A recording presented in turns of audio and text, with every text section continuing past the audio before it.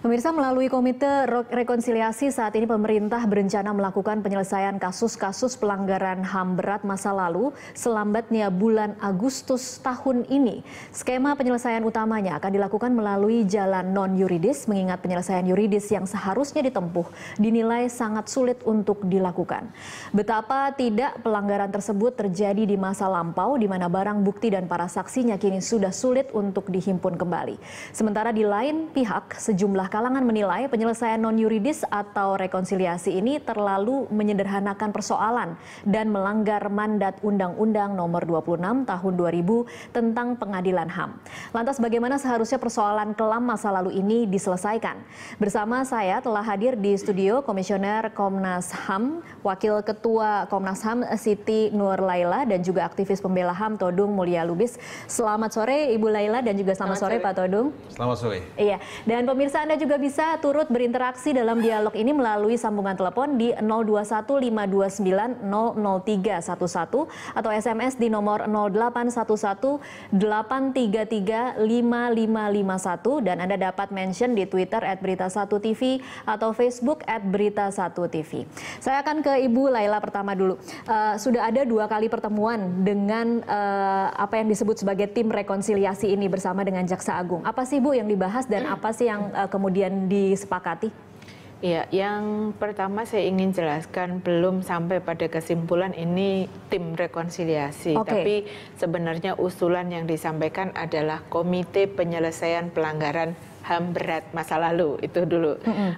Kemudian yang kedua, pertemuan di era pemerintahan Pak Jokowi itu sudah dilakukan 2 kali di bulan April dan bulan Mei ini. Di antaranya Menko Polhukam, kemudian Kejaksaan Agung, Panglima TNI, Kapolri, Kepala BIN, Komnas HAM, dan Menkumham. Nah, jadi 7 lembaga itu, dan di eranya Pak SBY juga sudah dilakukan beberapa kali pertemuan model atau semacam ini. Seperti ini. Oke, apa yang bisa membuat kemudian kita sedikit optimis bahwa tim yang saat ini bertemu di era pemerintahan Jokowi akan berbeda dengan pemerintahan SBY? Iya. Jadi bedanya sebenarnya, dan mungkin masyarakat dan juga Komnas HAM optimis untuk penyelesaian ini, pertama ini masuk di dalam RPJMN 2015-2019. Yang kedua, Presiden sekarang tidak punya persoalan dengan masa lalu. Nah, jadi itu yang membuat sebenarnya publik menjadi optimis, dan juga korban, Komnas HAM, dan termasuk aktivis hak asasi manusia gitu. Jadi punya harapan besar untuk ini bisa diselesaikan gitu. Oke, Pak Todung optimis kok mukanya berkerut begitu? Saya sih mengapresiasi langkah pemerintah untuk membentuk Komite Rekonsiliasi. Tapi saya pribadi lebih menginginkan ada undang-undang yang membentuk Komisi Kebenaran dan Rekonsiliasi. Itu keinginan saya, sebab kalau hanya pemerintah tanpa melalui undang-undang, nanti juga akan banyak sekali pertanyaan-pertanyaan yang muncul di publik. Nah, tentu dalam hal ini, kalau kita bisa membuat undang-undang mengenai Komisi Kebenaran dan Rekonsiliasi, itu akan bisa menggabungkan pendekatan non-yuridis dan pendekatan yuridis sekaligus. Sebab yang penting adalah mengungkapkan kebenaran tentang pelanggaran hak asasi manusia masa lalu, dan ada maaf. Jadi ada pengungkapan kebenaran, truth telling, ada maaf. Jadi apakah maaf itu diberikan atau tidak? Apakah yang mengungkapkan kebenaran itu berani atau tidak mengungkapkan itu? Kalau dia tidak mau, dia mesti diadili.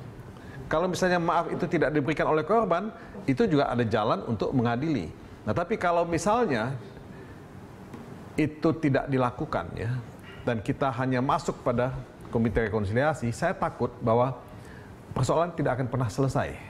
Korban akan menuntut bahwa ini satu penyelesaian yang tidak sepenuhnya memuaskan mereka. Tapi wacana mengenai undang-undang itu kan sudah lama juga nih Pak Todung. Bisakah kita kemudian berharap ini kan harus melalui pintu politik lagi, berarti harus masuk ke DPR lagi begitu? Memang saya sadar bahwa membuat undang-undang itu tidak mudah. Tapi kalau kita melihat kemarin pemilihan umum, pemilihan presiden, isu ini kan muncul kembali. Kasus-kasus pelanggaran hak asasi manusia masa lalu justru bisa menjegal seseorang juga untuk jadi capres. Nah, kalau tidak ada penyelesaian yang once and for all untuk semua kita, ini akan tetap jadi luka yang tidak bisa disembuhkan. Nah, buat saya ya, kalau kita memang serius dan sungguh-sungguh ya, ini mesti ada penyelesaian yang tuntas sehingga ke depan kita bisa melangkah tanpa mempersoalkan ya kesalahan-kesalahan masa lalu. Nah, tapi apakah itu bisa dilakukan ya melalui DPR? Ya seharusnya DPR juga bisa dikomando oleh pimpinan partai politik kalau memang punya komitmen untuk menyelesaikan persoalan ini. Oke, saya kembali lagi ke target Agustus 2015. Dari mana itu tiba-tiba kemudian tim ini mengeluarkan atau komite penyelesaian pelanggaran HAM ini kemudian mengumumkan bahwa kira-kira Agustus 2015 akan bisa terselesaikan? Jadi saya pikir ini kan baru pada tingkat diskusi yang belum ada konklusinya. Jadi ini belum satu kesimpulan yang kemudian bisa diumumkan kepada publik bahwa ini loh cara penyelesaiannya akan dilakukan oleh Pak Komite dan sebagainya. Hanya kalau kita melihat dari berbagai model itu kan penyelesaian ini bisa dilakukan melalui rekonsiliasi atau yudisial. Kemudian bisa diputuskan di dalam keputusan presiden seperti yang disampaikan Bang Todung, juga ada yang diputuskan melalui undang-undang, bahkan ada yang melalui konstitusi. Jadi macam-macam. Nah, kita kan mencoba merumuskan bagaimana jalan Indonesia ini yang terbaik buat seluruh bangsa Indonesia. Nah, ini yang sesungguhnya belum bisa disimpulkan apapun juga. Ini kan baru mengumpulkan berbagai ide dari keinginan korban. Misalnya korban juga bervariasi keinginannya. Jadi korban yang seperti kasus 65 berharap karena ini kasusnya sudah lama dan sebagainya lebih bisa menerima kalau ini rekonsiliasi, dan yang sangat penting bagi mereka adalah rehabilitasi gitu ya. Nah, tapi bagi yang kasus-kasus 98 inginnya yudisial karena merasa bahwa buktinya cukup, kemudian pelaku masih hidup dan sebagainya. Nah, ini kan tentu juga berangkat dari keyakinan masing-masing kan gitu. Nah, kemudian bagaimana penyelesaian kasus itu sendiri bisa juga macam-macam modelnya. Bisa per kasus, jadi 7 kasus itu kemudian diperiksa, mana apakah mau seluruhnya yudisial, ataukah dari 7 ini ada yang non-yudisial, ada yang yudisial, ataukah misalnya juga apakah bisa dilakukan dengan seluruh kejahatan atau kekerasan yang dilakukan oleh negara pada periode pemerintahan tertentu.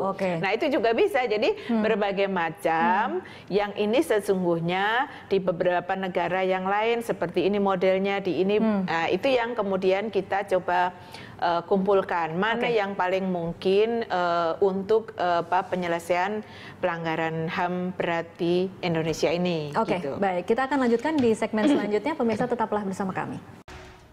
Pemirsa, sebelum kami lanjutkan perbincangan, berikut adalah 6 kasus pelanggaran HAM berat yang rencananya akan diselesaikan oleh pemerintah.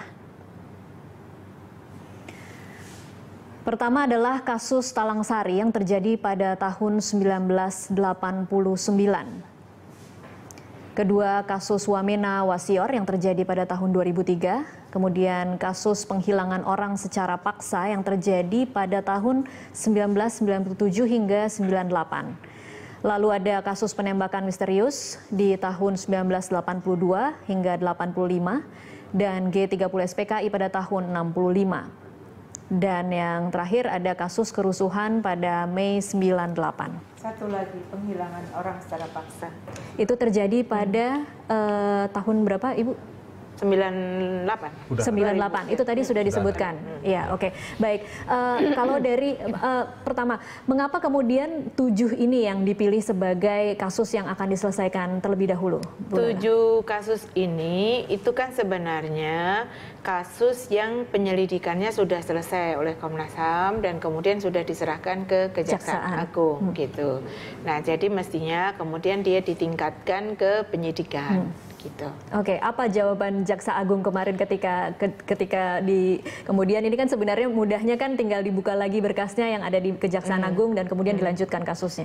Iya, berkali berkas itu bolak-balik. Jadi saya menjadi komisioner November 2012 dan November itu juga kami menerima berkas dari Kejaksaan Agung. Sehingga pada November itu juga kami membentuk tim penyelesaian pelanggaran HAM berat di internal Komnas HAM dan kemudian menjawab bolak-balik suratnya Kejaksaan Agung. Ada dua terkait dengan hukum formil dan hukum materialnya. Oke, dan kenapa tidak dilanjutkan? Rata-rata jawabannya adalah tidak dilanjutkan itu kan nanti bisa ditanyakan ke pihak Kejaksaan Agung tentu karena tetapi jawaban yang diterima oleh Komnas HAM bagi Komnas HAM hukum formil misalnya penyelidikan harus dilakukan di bawah sumpah dan sebagainya, di mana 3 kasus sebelumnya itu tanpa proses itu tidak juga dipertanyakan gitu. Artinya ada standar yang tidak sama. Kenapa dulu kan sudah ada 3 kasus yang sudah disidangkan. Nah, itu tidak pernah dipertanyakan secara formal seperti itu dan penyelidikan yang dilakukan oleh Komnas HAM sudah selesai gitu. Jadi dan aturannya juga tidak ada kewajiban sebenarnya dalam proses penyelidikan, penyelidik harus di bawah sumpah dan sebagainya.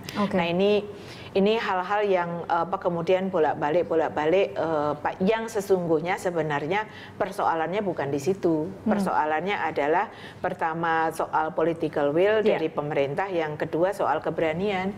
Karena ini memang 7 berkas ini kan barang panas lah, kira-kira begitu, yang resiko politiknya juga sangat tinggi gitu.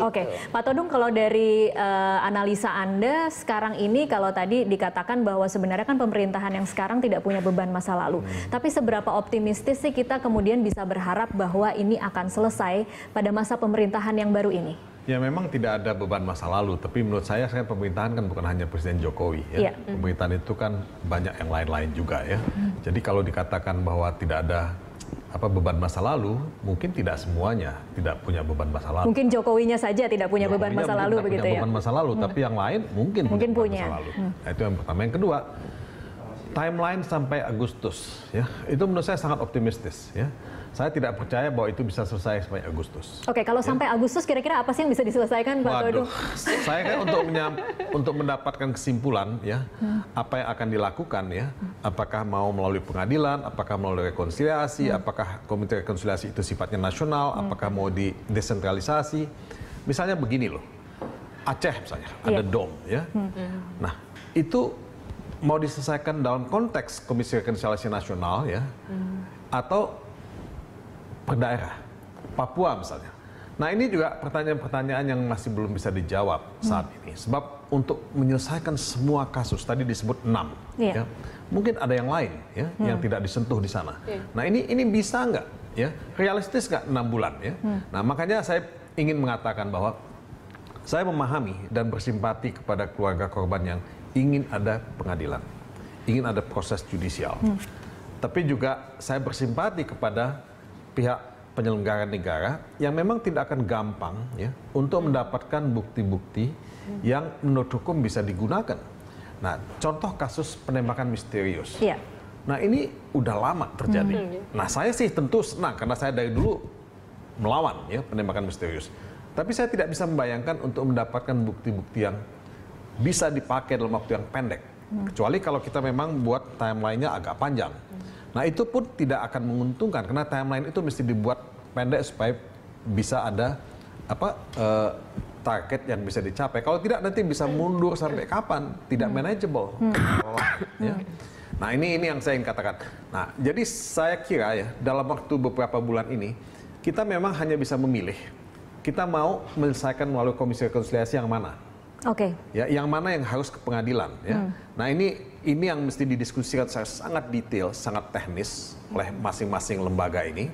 Dan tentu saya berharap korban dan pihak pegiat hak asasi manusia di luar pemerintah juga bisa didengar ya masukannya. Oke, kalau kemudian kita pilah salah satu, kemudian misalnya rekonsiliasi terlebih dahulu karena misalnya tadi disebutkan korban G30 SPKI misalnya, kemudian memilih lebih ke rekonsiliasi. Mekanismenya seperti apa sih? Saya ambil contoh begini, di Belanda baru-baru ini ada pertemuan yang menggagas apa yang disebut International People Tribunal, semacam pengadilan rakyat. Tapi itu bukan pengadilan sebetulnya, bukan pengadilan dalam artian yang kita kenal. Itu lebih semacam tribunal of inquiry. Jadi tribunal untuk mengumpulkan ya fakta-fakta. Nah dari situ kita coba mengungkapkan kebenaran. Ya. Nah disitulah kita akan melihat apakah kebenaran itu bisa menjadi pembelajaran buat kita ke depan. Nah apakah pemerintah setelah melihat itu mau melakukan rehabilitasi, mau melakukan upaya-upaya untuk ya menyatakan maaf, ya, menyampaikan maaf kepada korban misalnya, ya. Nah, atau ada tindakan yang lain.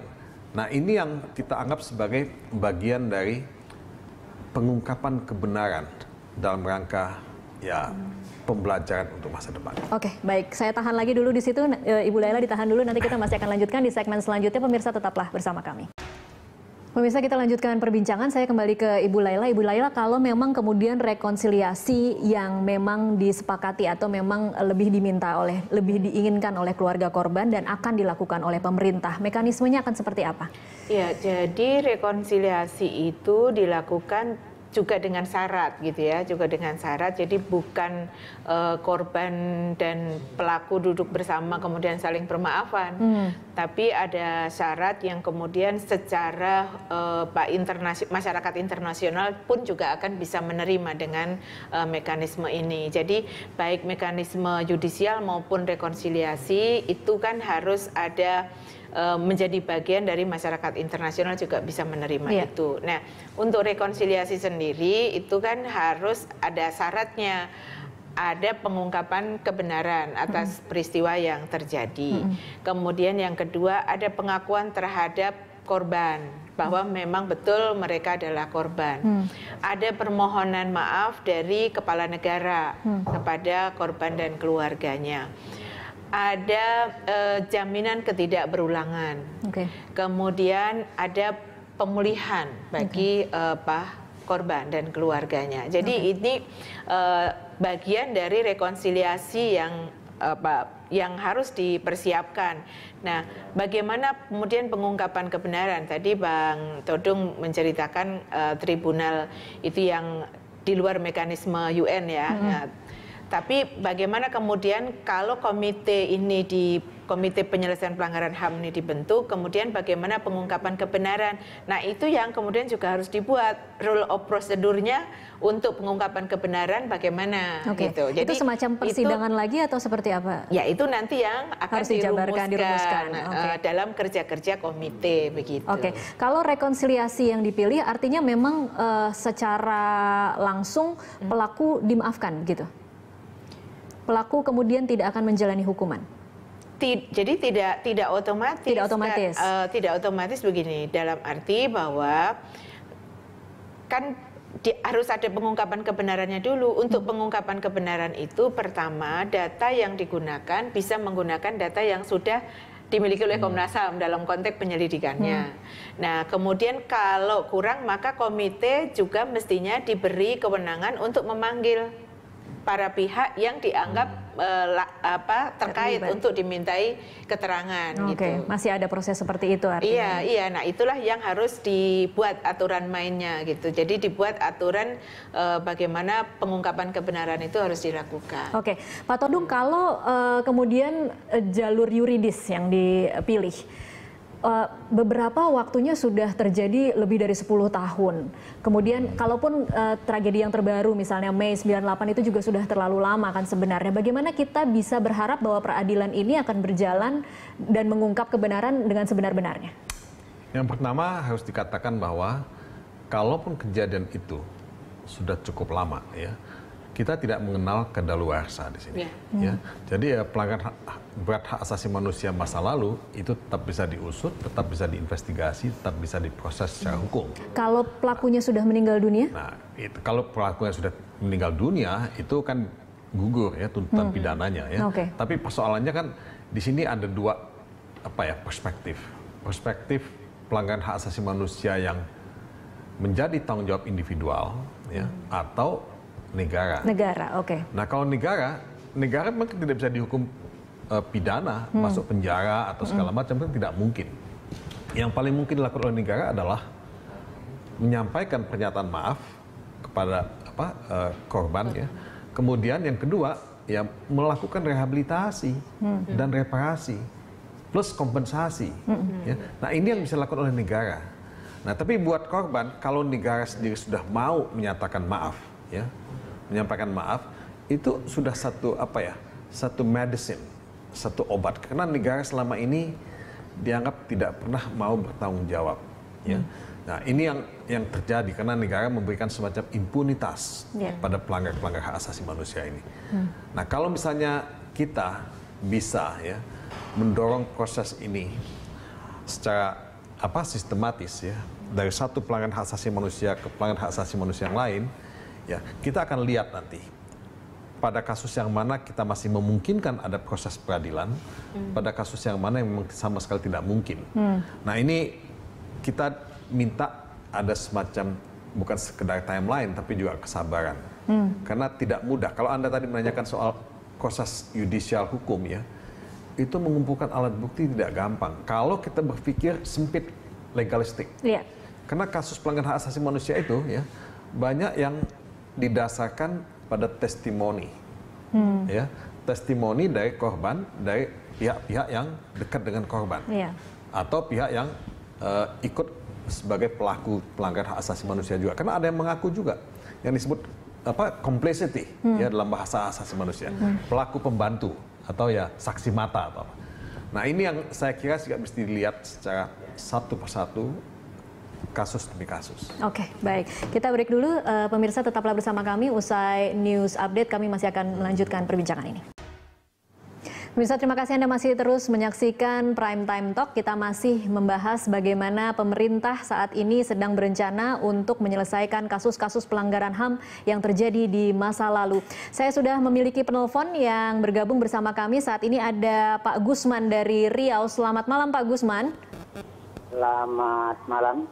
Iya, silakan Pak Gusman. Halo? Iya, silakan Pak Gusman dengan komentar atau pertanyaannya. Ya. Selamat malam. Malam.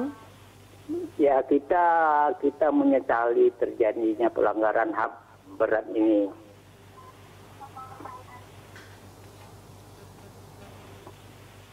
Silakan Pak Gusman.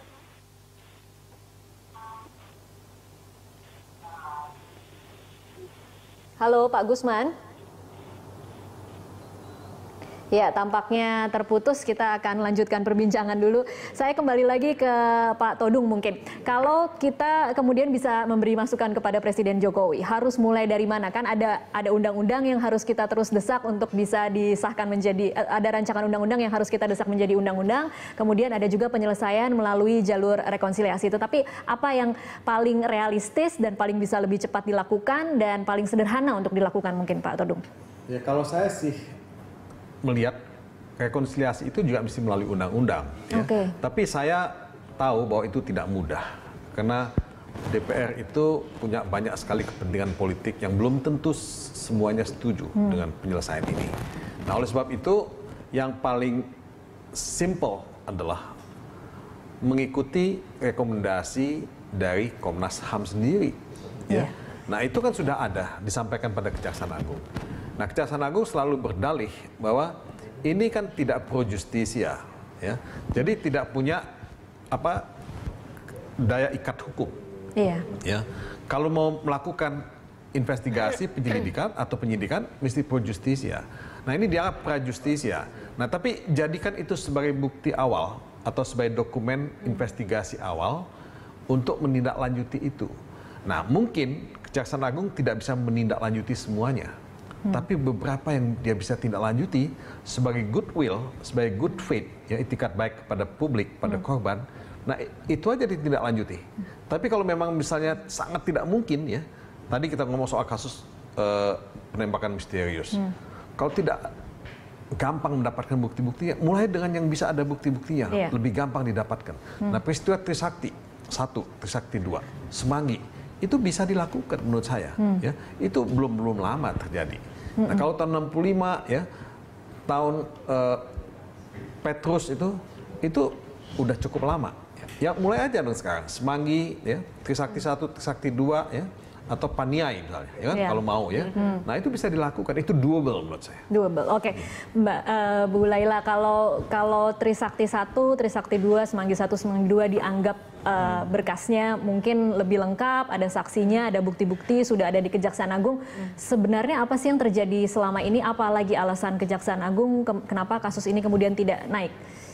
Kalau pertanyaannya itu sama sebenarnya pada jawaban yang tadi itu, di formil dan material. Gitu. Jadi itu kan 7 berkas itu, jadi nggak satu berkas, pasti 7 berkas itu dibalikin dengan petunjuk jaksa ini secara hukum formilnya, materialnya ini gitu. Nah itu yang kemudian kami kembalikan gitu. Nah sebenarnya dari beberapa negara, kalau kita lihat itu rekonsiliasi yang dilakukan itu ada yang menggunakan undang-undang, ada yang menggunakan keputusan presiden, gitu. Nah, memang kalau undang-undang kan kemudian tanggung jawabnya renteng gitu kan, presiden, legislatif, lebih gitu rata kan. dipikulnya ya. Cuman memang prosesnya jauh lebih panjang. Nah, kalau di dalam RPJMN itu komite ad hoc. Ya, komite ad hoc yang langsung bertanggung jawab kepada presiden gitu. Nah, enaknya sebenarnya kalau sudah di dalam RPJMN itu kan dia harus dipertanggungjawabkan nanti di 5 tahunan kan gitu. Nah, itu yang kalau itu tidak dilaksanakan maka akan dituntut pertanggungjawabannya gitu. Jadi kalau menurut Anda sebenarnya kalau melalui jalur yuridis memang agak berat untuk 7 kasus ini. Sebenarnya baik yudisial maupun non yudisial itu dimungkinkan saja dua-duanya gitu. Nah, cuman kan memang tadi terkait dengan soal karena proses pembuktian ini sudah lama dan sebagainya. Nah, itu kan ada pertimbangan tersendiri. Termasuk juga kan kalau proses yudisial kan menggunakan Undang-Undang 26 tahun 2000. Kalau non yudisial kan harapannya menggunakan langkah, jadi menggunakan putusan Mahkamah Konstitusi yang dulu membatalkan Undang-Undang KKR. Nah, jadi di dalam putusan Mahkamah Konstitusi itu bahwa presiden diperbolehkan membuat langkah politik. Nah, itu yang untuk penyelesaian pelanggaran HAM. Seberapa realistis atau seberapa bisa kita berharap bahwa Presiden Jokowi akan mengeluarkan kepres yang akan kemudian menjadi payung hukum, Ibu Laila? Ya, kalau kemarin kemudian dari rapat itu kalau dilihat pada RPJMN-nya dan kemudian dijalankan, ya itu durasi waktunya 2015-2019 gitu. Bisa dilakukan di tahun mana saja, Kalau membaca itu, dan itu adalah komite ad hoc gitu, dan keputusannya adalah keputusan presiden langsung bertanggung jawab kepada presiden gitu. Sekarang pertanyaannya mungkin artinya mau undang-undang maupun keputusan presiden itu sama bisa digunakan sebagai dasar hukum untuk penyelesaian pelanggaran. Sekarang mungkin pertanyaannya Pak Todung, apa yang bisa membuat pemerintah lebih memprioritaskan ini ketika mereka punya berbagai PR lainnya dalam 5 tahun, mengapa yang ini harus dibereskan? Sebetulnya ini kan utang pemerintah sejak dulu, bukan saja pemerintahan Jokowi, tapi sebelumnya dan sebelumnya. Udah usia remaja nih, 17 tahun. Jadi sudah 17 tahun kemarin reformasi. Jadi utang ini kalau nggak dibayar, bunganya nambah. Bunga itu dampaknya apa sih Pak Todung? Nah, bunga ini dampaknya adalah distrust, ya, ketidakpercayaan. Nah, kalau kita memang ingin, ya, membangun nation yang tidak ada luka-lukanya ya. Nah ini mesti diselesaikan. Luka ini kan nggak akan pernah bisa sembuh, akan semakin ya tidak bisa disembuhkan kalau tidak diselesaikan. Jadi ini secara filosofis kita bisa sebut seperti itu. Ya. Jadi kenapa ini mesti diselesaikan? Padahal banyak persoalan-persoalan yang lain. Ya. Nah persoalan yang lain ini lebih banyak juga yang sifatnya mungkin jangka pendek. Ya. Itu betul-betul harus diselesaikan. Tapi ini kan jangka panjang yang sudah sejak dulu menjadi hutang. Ya. Nah bangsa ini akan tidak mungkin ya bisa memulihkan sense of belonging, kebersamaannya sebagai bangsa, kalau persoalan pelanggaran hak asasi manusia berat ini tidak bisa diselesaikan. Dan kos yang harus dibayar itu mahal tidak sih ketika pemerintah ingin membayar hutang? Kalau ini kita kemudian berfilosofi ini hutang ada bunga, kosnya itu sebenarnya mahal tidak sih Pak Todung ketika harus melakukan permintaan maaf tetapi diikuti dengan serangkaian persyaratan rekonsiliasi lainnya? Ya akan sangat mahal ya, akan sangat mahal dalam artian bahwa cohesiveness kita ya, kebersamaan ya, soliditas kita sebagai bangsa itu akan terusik terus. Nah, kunci dari demokrasi adalah pelanggaran hak asasi manusia, adalah penghormatan terhadap hak asasi manusia.